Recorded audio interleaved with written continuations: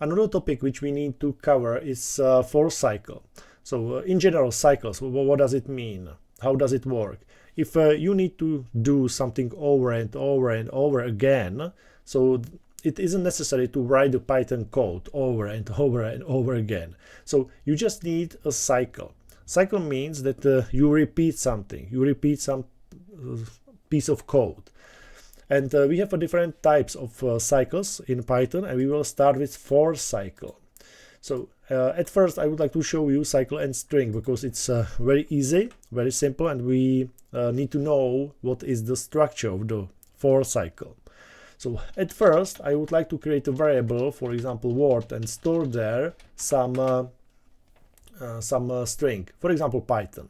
And I would like to print to the terminal only letters, so P to the one line or first line, Y to the second line, T to the third line, and so on.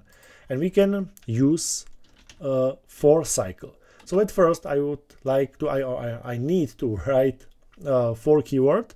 After that I think up some variable. It can be whatever you want. I will write, for example, letter, and after that another keyword in, and now it means where. Where is the word? It's in a word.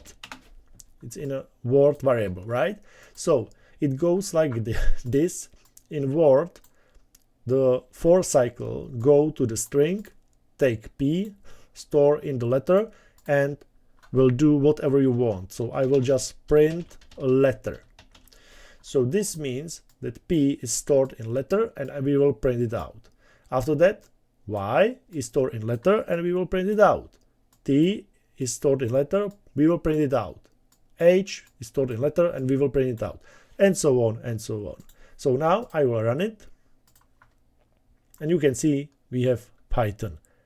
Print P, print Y, T, H, O, N. I hope you understand. And you will see that this is the cycle. Okay? I will give you another example. I print here only some, you can call it separator or something like that. And we can, for example, create some sentence variable, and we'll store here something like I love Python. Okay. And again, we can create a for cycle, and again we want to print some the letters to the terminal. So I would write here a keyword for. It means for cycle. Again, I can use the same name, for example letter, and it's up to you.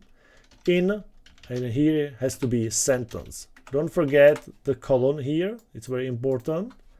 And we will print a letter like this, for example. Okay, so I will run it, and again A will be stored in letter and print. After that we have space, so space is stored in letter and print. L is stored in letter and print, and so on and so on. So I will run it, and you can see Python separator I love Python, and that's it. So I hope, guys, you know what's the structure of the for cycle. Of course, in the next videos I will show you how powerful for cycle is, but I hope you understand the basics.